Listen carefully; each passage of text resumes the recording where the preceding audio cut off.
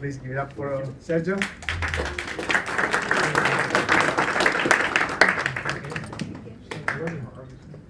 This is like the final step for all the sessions, I think, is the implementation.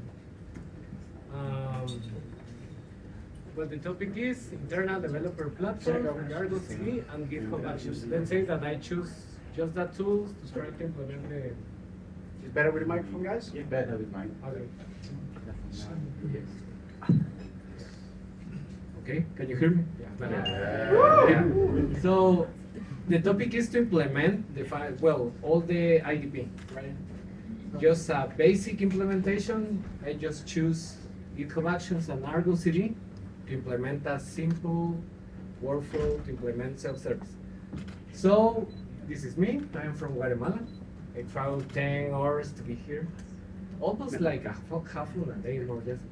I'm a professor. I have the Cloud Native Guatemala meetup there. We are going to start presenting in person maybe in October. I work as a DevOps engineer, and I am also a CNCF ambassador and author of a book. Well, let's move to some basic concepts.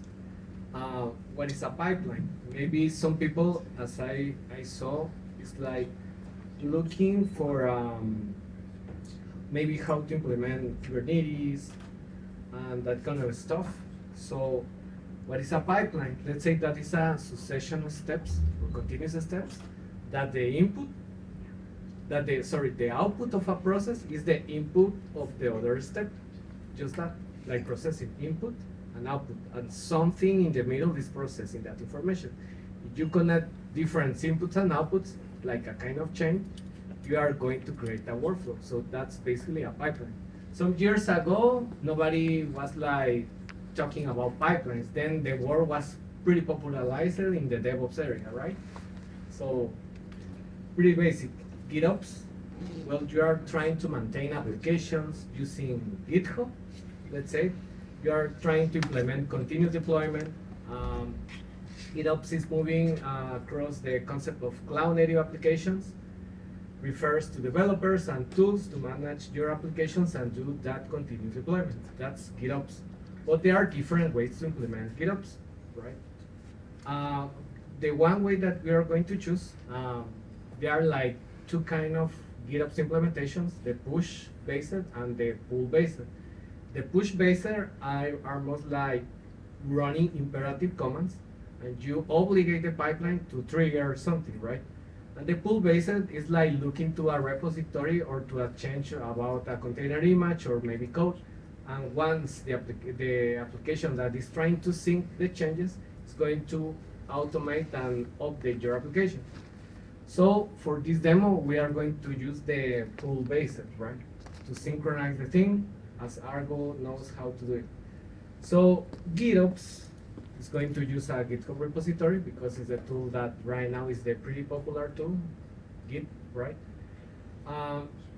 So GitOps needs a repository, but it's like the continuation of the presentation of Hero friend. So platform engineering. And there are some like kind of images there that are coming here about this topic. So platform engineering goes more to a discipline to design or build kind of certain workflows and enable self-service kind of services, let's say. And you are saying like the self-services stuff. I think that is the main word, self-service. So platform engineering, let's say that is that kind of process, let's say, to work on self-service or develop that kind of service, right? And there is a specific team that right now they are starting to be renamed, instead of DevOps, they are starting to be called platform engineers right now. So IDP, the answer that you were asking, what is IDP? Internal Developer Platform, right? That's the answer. So some people is saying that you say, and I also have the same reference to the website, that DevOps is dying, but DevOps is a culture. It's not a title, it's not a science, it's a culture. So platform engineering, I think that in my words, is referring to DevOps, but apply it just to work on the self-service applications. So it's like a kind of a special team to just work on that. For me, DevOps engineers are more like the modern DevOps, like the modern system admins, something like that. But they know how to automate, maybe containers, automation, and that kind of concepts, right? So that's the reason that some people are saying that DevOps is dying and platform engineering is coming, but no, I think that is complementary. Or at least you are starting to manage the system on the DevOps area stuff, and there you are moving to a platform engineering to automate the things. Maybe I am going to tell my story about the company, something that started to happen. So platform engineering, as you see in the first presentation, there are a lot of tools and legacy tools too. So you have to choose the right tool for you. Maybe for one company it's going to be useful to use ArgoCD and the other one Flux, right? So we are not going to fight between one and another, but each of one has like, yeah? No, just kidding. No, so I think, for example, maybe mention about Flux for edge computing applications, maybe to running something that can sync your application on a Raspberry Pi. I think that is pretty useful to use Flux instead of loading a lot of things that you don't need, like ArgoCD, for example, the UI. On a Raspberry Pi, you don't need it, so Flux is better in that way. 1 point for Flux. But I use ArgoCD. Okay, so a contemporary way of managing engineering teams is the platform engineering right now. I think that is the next evolution. But in the big companies like Spotify, Airbnb, Lyft, they are starting using this kind of IDPs like 5 years ago. But right now they are like releasing or showing to the public the knowledge that they learn about how to build applications and how they go to this concept to IDPs, right? So somebody like popularized this IDP acronym, let's say, but in the past they are existing 5 years ago or maybe more, who knows? So Kelsey Hightower, the popular Kelsey, say that I am convinced that the majority of people managing infrastructure just want pass. The only requirement is has to build them by them. So this is referring more to self-service applications, right? Self-service services, right? So what is an IDP? All the answers are in this presentation, right? So it's a platform created by a platform team, as I was mentioning, to build a golden or happy paths. It's like, if you fill this form and put these fields with these values, it's going to run perfectly, right? So that's not true. We have to include different kind of evaluations, statements, and that kind of things. So that refers that enables self-services for developers, because it's the fight between operations and developers, right? DevOps. So for example, I'm going to tell my story in the company. We are like right now we are like 5 people working on the DevOps team, and there are like, let's say 100 developers, right? How we can tackle that developers? It's not possible. So we are accumulating a lot of work, a lot, and not all the people in our team is like senior, or we have like different levels, right? So a staff don't want to do the work that the senior guy does and things like that. At the end, you don't have the bandwidth to tackle all the work, right? So the solution right now was like, what we can do to tackle all this work. And also we measured that something more like the 90% of the work was like just giving permissions or something like that. And maybe your company is like tackling the same situation, or maybe in another area, but depends on the kind of or the nature of the business that you are working, right? So maybe some recurrent job you are doing daily, all the days, all the months and everything. So you have to detect that part and maybe create a self-service to save time and dedicate that time to another important thing, right? So how you can do that? Just be better to everyone. Yeah, to develop a self-service, right? So you have to detect that bottleneck or something that is pretty recurrent, right? And you can duplicate and create that thing, right? So self-service is the solution. So IDPs consist in different technologies, the whole cloud-native landscape, right? So you have to choose the right tool for you. So IDPs are going to reduce the cognitive load without abstract all the context or subjacent technologies.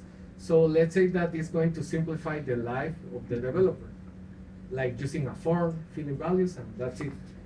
They have to know what is running in the background about the infrastructure. Maybe the answer is no, right? It depends on the company. So in this case, you have to follow best practices, and the platform teams are working this kind of portal or whatever they have as a platform, as a product. So they have to research what, for example, what are the most recurrent tasks that the team is working on that is pretty time consuming. They have to be in a continuous improvement of this process, let's say, and starting to detect another things that they have to tackle. And start to create the top 5 or the things that you have to automate, and start to prioritize to build that self-services. Because the problem you have is that all the time you are working in a lot of things, and there is not like a priority to start creating services, right? So after a year, you are starting to say, why if we automate this thing? We are going to save a lot of time on that. Just for example, we have a kind of automation on ArgoCD in the company that maybe you receive the ticket, then at the middle that you read it, and after the day you are starting to work on that, right? Kind of whole day to complete the task. And if you are working in a self-service solution, it's going to send you a PR, and you only have to approve the PR, and the thing is going to be created for you, like 30 minutes or 5, depending on you, right? So the 5 base components for IDPs are that you have some application for configuration management, using Git, infrastructure orchestration, maybe using Terraform, environment management, production, development, staging, deployment manager, depending on your application, you have canary deployments, etc., depending on you, and some role-based access to your applications, right? So why build or use an IDP? The self-service for developers are going to simplify the life for them. So it's going to impact it's going to have a qualitative impact, right? Quantitative impact is going to reduce the time that you are going to use to tackle the problem, right? So you are going to reduce the problem. So you can quantify that time, right? Different technologies. Well, you know, the whole landscape, you can choose whatever you feel more comfortable to work. Some companies are like, have some contracts to use certain tools, so it depends on each company, right? When do I need an IDP? I told my history in my company, not too many guys to tackle all the things. Maybe you are having like a microservices architecture, a lot of developers and one single DevOps engineer to tackle everything. And a small team that feels pretty comfortable with deployments and infrastructure. That some tasks that operates the DevOps engineers can block the developers if they don't have time. That's true. No, I don't have time to do this maybe tomorrow, right? So you block that guy for a day, right? And maybe you are using a multi-cloud environment. That's some of the possibilities. There are more. A summary of technologies that you can use, or concepts around your pipelines, clusters that you have to manage, Docker images, DNS, and some information that you process or read from the clusters. I think that all the people notes hear about Docker, right? No, I think so. Yeah, so you have to use Docker. This is more about the technologies of my demonstration. Kubernetes, do you know Kubernetes? Well, we are in the cloud area Amsterdam. Helm, well, I'm going to mention Helm because it's going to give you the template, right? Let's say the structure to template or applications to package the thing and everything, right? So Helm is going to help us in that way. It's not a unique tool for do that. ArgoCD is our tool to create like this GitOps implementation, or GitOps style using full synchronization from the repositories, and has different features that supports, and GitHub Actions instead of implementing. I'm going to talk against Backstage, but for example, we were evaluating Backstage, but the problem for us, in specific for us, was that we don't have time or the knowledge to modify Backstage internally. So for some teams, that could happen, right? So if we don't have the time and we don't have the knowledge, it's a problem to maintain Backstage. And I have heard in some histories that at the end, when using Backstage, the company has to create just a team to tackle Backstage, right? So you need, instead of 5 guys, another 5 guys just for Backstage, right? So it's more cost. For some teams it's going to work, right? For others, not. For us, I was like proposing, let's just Backstage, and I was evaluating and listen to the opinions of staff engineers and that things, and they, no, we can do that with GitHub Actions, let's say, because we don't have to maintain a solution. So GitHub Actions, the form, you don't have to maintain anything, right? Just use it. So that's the solution. Yeah, so GitHub Actions is like a workflow tool, Microsoft right now, right? GitHub, that you can create workflows, right? Pipelines, several steps that do something, right? And additional, we can use the power to create forms. The structure of the application is like, I have a form that I choose a project, I fill the admin, a small message, and that thing is going to create a YAML file with the definition of the application on ArgoCD. Then ArgoCD is going to synchronize the change, because let's say the workflow is going to trigger and create a new file, right? A PR. Once you approve the PR, ArgoCD, because it's connected to this repository, is going to read there is a new file, right? So let's provision this new application, right? And the other workflow is to delete the application just with the name and just that. So that's the basic IDP using ArgoCD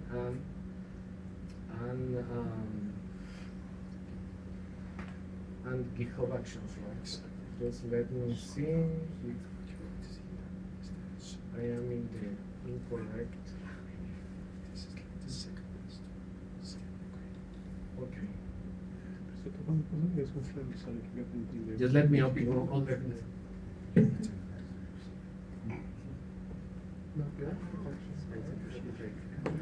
Oh. Thank you. Okay, so here let's open the ArgoCD.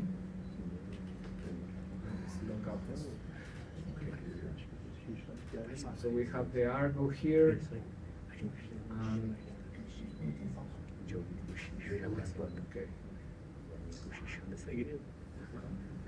Okay, so I have 2 projects here, project 1, project 2, that is using this pattern of apps of applications, right?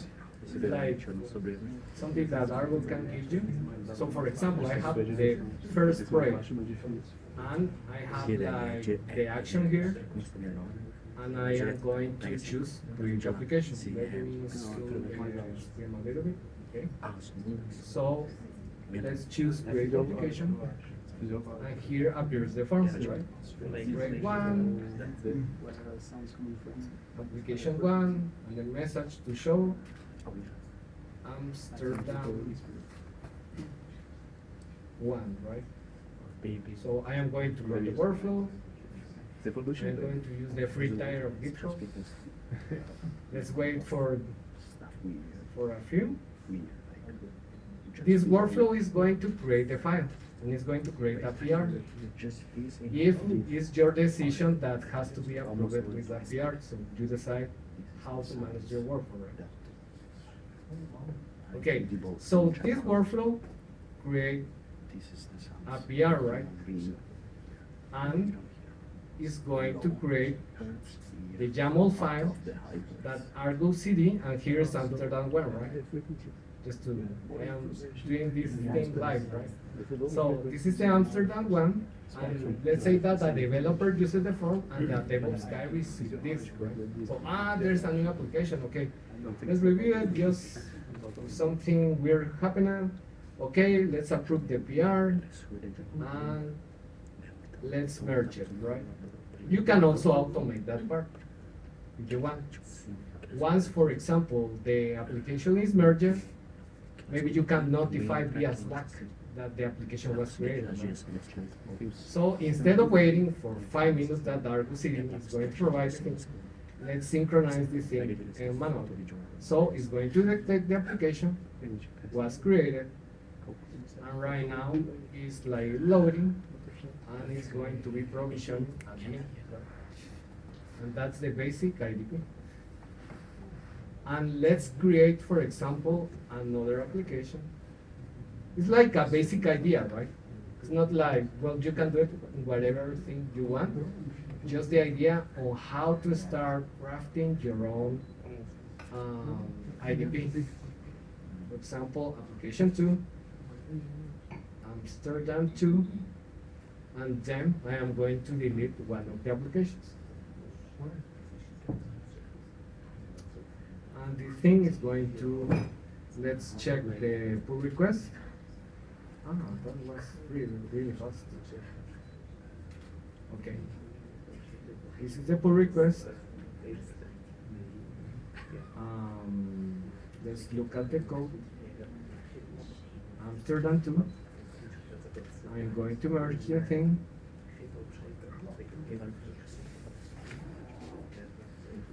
Right, so this thing, I think that I use it the same project, right? Okay, let me see. The internet is not Yeah. No. Restart port forward. Yeah. Yeah, this is ArgoCD. Yeah.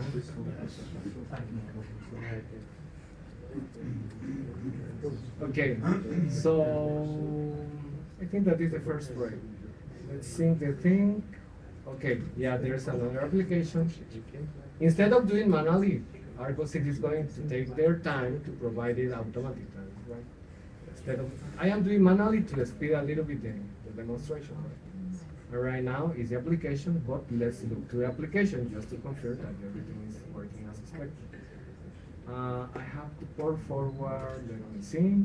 Here in this repository, I have like all the code that you need to test the application, right? Let's say that was the application number 1. Right, okay, it's going to port forward here, localhost. That's the first application, Amsterdam 1. That's it, right? So, display.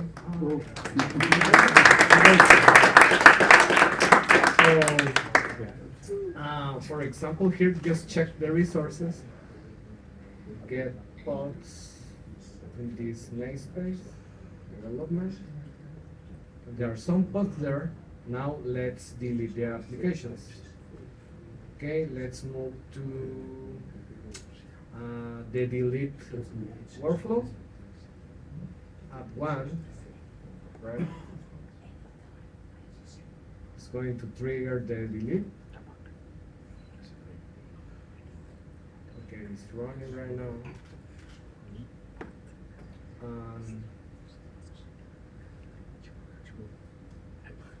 Okay.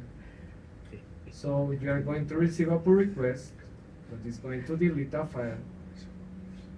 And let's update that pull request.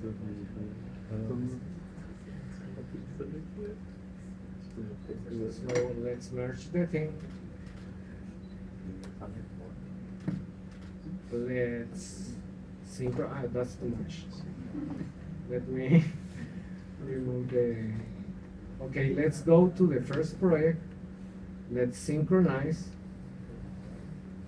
And it's going to delete the application one, right?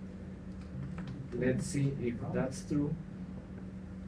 And there's no anymore the application one. So you are going to automate that part, right? Maybe manage some logs, some notifications. For example, we use Slack to notify the users.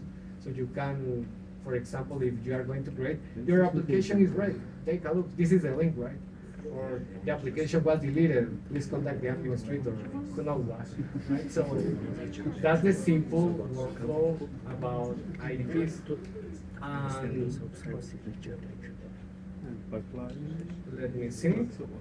So I have, you have questions? I think that, how long is that, right? 10 minutes, right? So, I have any question there? Yes? I'm not an IDP expert, Mhm. but in my mind, it's a simple one.